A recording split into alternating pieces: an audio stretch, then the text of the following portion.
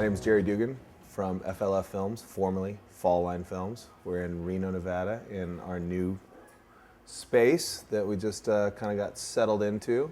We're up in our edit bay on the Western Front, Project 6, Snowboarders in Exile. And I have a whole storage area that's got even more tapes. Like I said, we've been doing this for a little while. Pretty much the first snowboard video that was put out by anybody was from Jerry and Artie and Fall Line Films. The very first movie that I ever got was called The Western Front, and it was like, it was completely different than anything else I'd ever seen. At that time, that Fall Line made the movie that everyone wanted to be in, everyone wanted to see it, you had to see it, and it was just insane.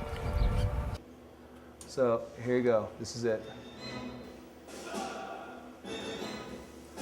Granted, this is like 1988 or something, 87, it was a long time ago.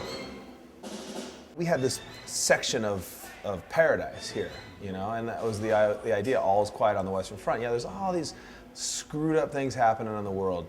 You know, the riots over the Ayatollah dying, you know, China killing its own people for, you know, wanting freedom and basic democratic principles. We were on the edge of nuclear war, but we had this little pocket of pleasure that nothing really mattered because we were snowboarding and we were super happy about that.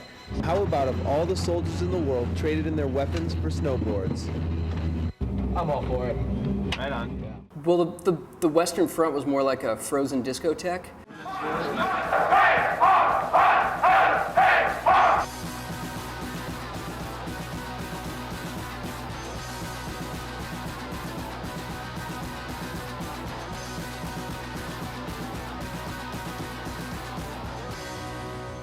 It was just like a day and a half of filming it. Late season in Squaw Valley, you know, there's a couple fun things. Western Front was like the first video where it was like, you know, I'd sit there and study, like just watch it and watch it and watch it. I mean, we were snowboarding the way we thought it was supposed to be, and you know, we were having a good time at it, but then we saw this and it completely changed. Like, it spoke to me because it was way more like skating and everything was like really in slow motion. You know, when back east we were like really herky-jerky with our, you know, tweaks and grabs, and those guys were like super slow, hold it, like we were slapping our boards and those guys were holding everything and really making it look like one fluid motion. We would just go out there and jump jumps and film with Jerry and Artie from Fall Line, and those were way better than any competition because that got your name out there everywhere. It worked out great. I thought what they were doing was cool. I'd grown up skating, and snowboarding was a sport that I thought was really cool, and just trying to, you know, get cool shots. No idea what we were going to do with it, and sold like 3,000 or 4,000 copies in like 1988. It was phenomenal, really. And we used that then to go get sponsorship for the next year's film, which was Snowboarders in Exile. Everybody says, oh, Western Front changed my life. What, when you saw half of it at your buddy's place? And he, you know, I don't know anybody, I mean, it was like a mythic video. Ooh, did you see Western Front? No, but I saw Heavy Metal Parking Lot. So it's like, I don't know. I think the video that really had an influence that changed everybody was Snowboarders in Exile. That was a video that was huge, and it was a much better video. We'd only made All Is Quiet on the Western Front at this point, so this was like a real film for us. Yeah. You got me sweating, shaking in my skin. No slice to find beginnings and ends. Up until now, snowboarders have never had real movies to call their own. Small segments in ski movies just weren't enough. It was time for a real snowboard movie to be made. If for nothing else, for those people who've watched the sport grow from its infancy. Those people who still remember being exiled from most major ski areas. When we did Snowboarders in Exile, we tried to follow 3 guys and make it more about a story of 3 guys. And it was Sione, Graham, and Damian. Other people played into the movie in different sections and parts and how life happens, you know, and you know, oh, we went here and we met this person and rode with this person. But we tried to make it about them and their life and their experience. A lot has changed since those early days. Snowboarders are allowed most everywhere now. Because every day, people like Damian Sanders, Steve Graham, Dave Sione, and Chris Roach pushed snowboarding to the limits. The problem with taking something to the limits is that most people aren't ready for it. New ideas are very rarely welcomed with open arms. There was a story, you know, like, and then we went to Val d'Isere, and that sucked, and then we went to Tahoe, and it was cheesy as hell. Like, you watch it now, you're like, oh my god, dude. Like, but at the same time, that was it. You just wanted to see that. You didn't care how stupid Jerry sounds, like narrating his own movie. It was just amazing because they were, you know, it was this one tight group of people, and it was like, and then Damian Sanders, and we went there, and Damian showed us big hair. I mean, it is cheesy, but it's just awesome. People ate it up. I ate it up. I was like, holy shit, Damian Sanders, awesome. Jumping is it. Jumping is what it's all about. If you can't jump, I mean, this isn't your sport.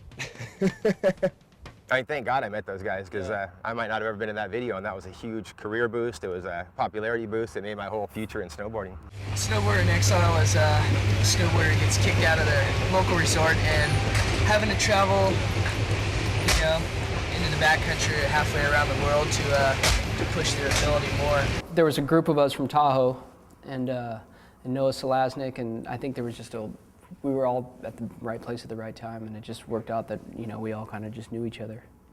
So it wasn't like we had to audition or anything. We kind of had our own little niche because of the fact that we didn't really have anything involved with the contest, and then we did the films. And so with all those films, that probably gave us a lot of recognition that we couldn't get in contests, and it worked out really well. Snowboarders in exile is driving a car that isn't legal, push starting it everywhere, living on the edge. Snowboarders in exile. None of us really knew, you know, where we could go, but I mean, that year, I mean, they got us to places. I mean, you know, we stayed 3 weeks in Jackson Hole. At that time, I remember, because it was unheard of, it was almost, you know, a benefit to us, so it was good. I would get so much emotion out of those movies.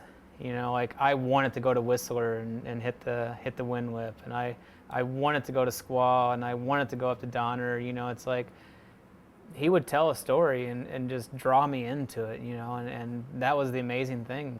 Most movies these days are all about people's sections and you know, trick and all this stuff, you know, but back then it was about telling a story about what snowboarding is and about what the lifestyle is, you know, and that's what really, you know, like, influenced me. Old Fall-On movies, the first like 3 or 4 that they made, you know, that was filmmaking. That was really good stuff. If you wanted to just see like guys who were taking chances and riding bigger mountains, doing bigger cliffs, hitting bigger jumps, spinning more, you wanted to check out Fall Line Films of Snowboarders in Exile. Sometimes you're like, hey, come shoot this because we like that, you know, we found this cliff, we want to jump off of it, you know, or it's good POW, or, you know. And then sometimes they're like, hey, what do you think about this? You know, something that looks good to the camera.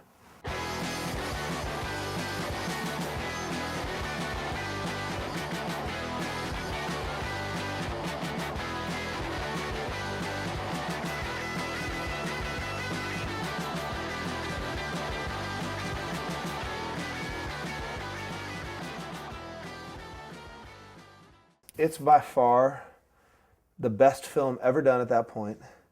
It's by far at least 22 minutes too long. But just, you know, the sport was progressing so fast that, you know, you'd put something in one week and the next week you're like, oh, yeah, that kind of sucks. This was the first time this is the big backflip trip. And he goes a double. That's the thing. Back in 1989, 1990, that was a landing. A year later, it's like, oh, he butt checked. You know, so in my idea, he landed. A little butt check, whatever. People were so happy with the film, and then it definitely like pushed us to do something more, you know, a little more spectacular, and like that just means like going off something bigger and a little more risk. They had a premiere at ASR in San Diego for Snowboarders in Exile, and we had no idea like what was going to happen, and it was really nice that there was a lot of people that showed up, and then it was something that to be really proud of being part of. So after the film, like people were like, no way. That was a good feeling. It was the first time there were like 500 of like the industry's top pros and industry people all in one spot. And no one had ever really done a premiere like this before. And we had this, you know, at the ASR trade show in the fall. It was just it was like for sure highlight of everything, playing this film for all those people. And that was like the complete career-changing moment. Everybody saw that video and saw what was really going on in snowboarding outside of their little home resort, and couldn't believe that people were, you know, jumping flips off of cliffs and 360s off of 60-foot cliffs and things. And it made us all instant superstars. It was killer. Did the video make them, or did they make the video? Were those guys talented? Absolutely. Would they have gone on to what they had gone on to had it not been for the video? Possibly, possibly not. Did it help? For sure. Did it make them? No, they made themselves. But it for sure was in conjunction to where they all went to. Yeah, maybe we did create the Video Pro.